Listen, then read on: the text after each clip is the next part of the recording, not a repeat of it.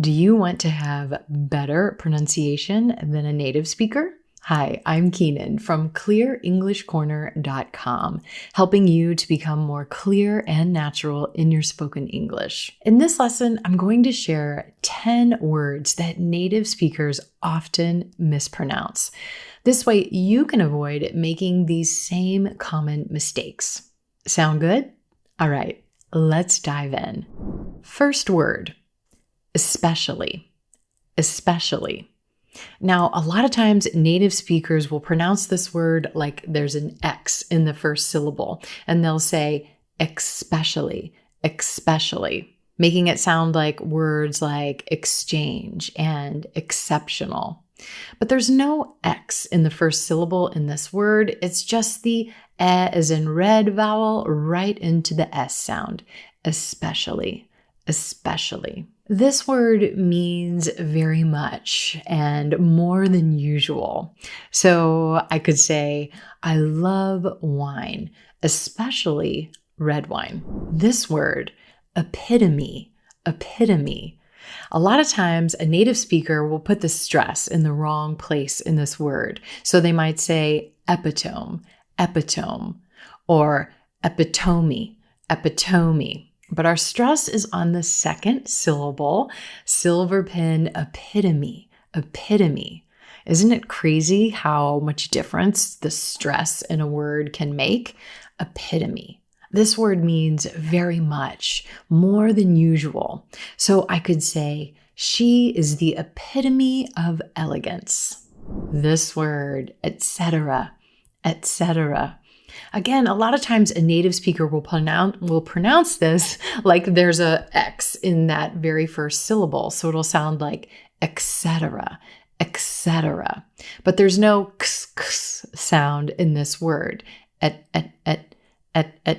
Etc. This word means and other similar things. You would use it if you're writing a list, and additional items in the list can be assumed because they're part of a category. And in writing, you'll see the word etc. abbreviated as ETC. So you could say, please pack a healthy snack for your child.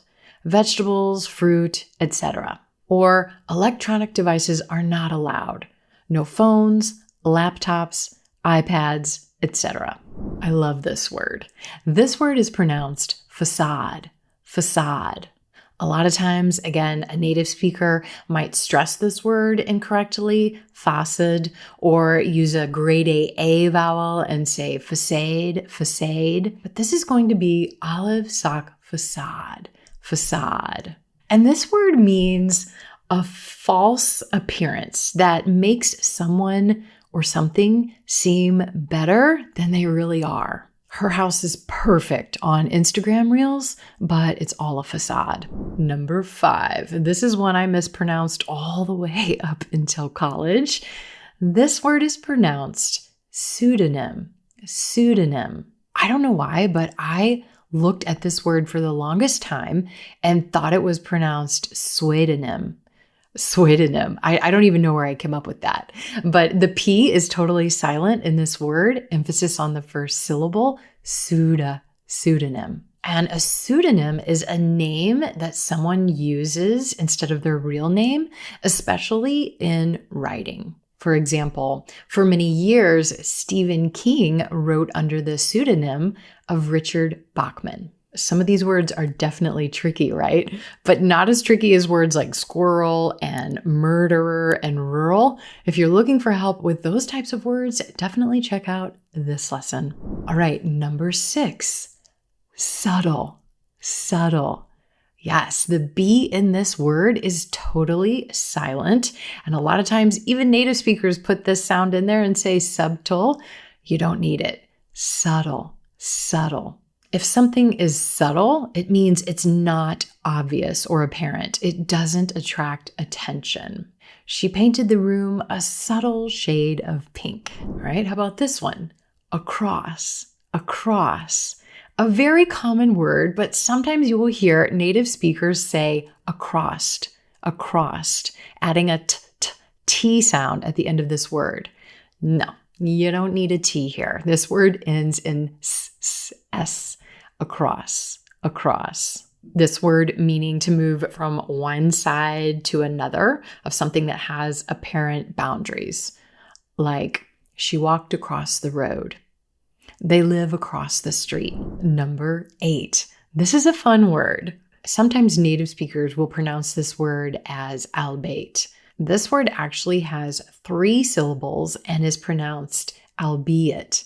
Albeit. It's a fun word that means the same thing as although. You use it as a conjunction. So I could say, we're getting settled in the new house, albeit very slowly. Or we're gearing up to go back to school, albeit very reluctantly. Number 9, ogle.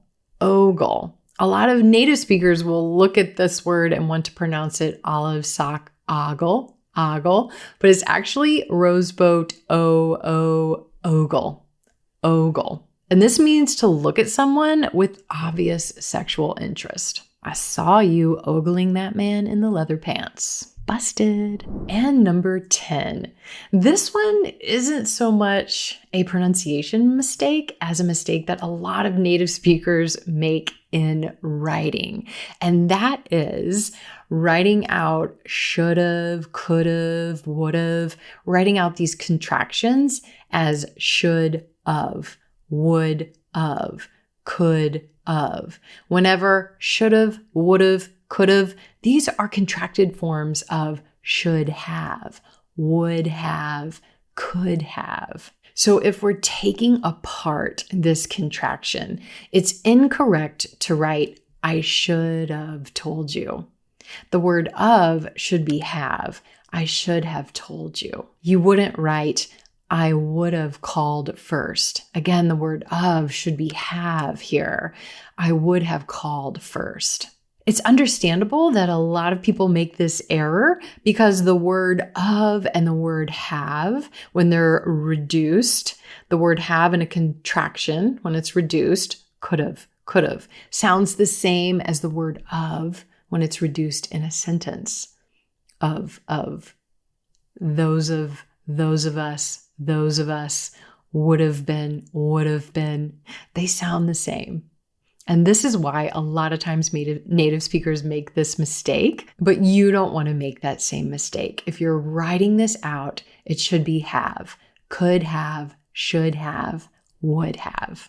There you have it, 10 common words that native speakers often mispronounce. Next, you're definitely going to want to check out these videos for tips on how to pronounce tricky words like murderer, squirrel, and rural, and 3 super common words, asked, close, and one more you'll find out when you watch the video.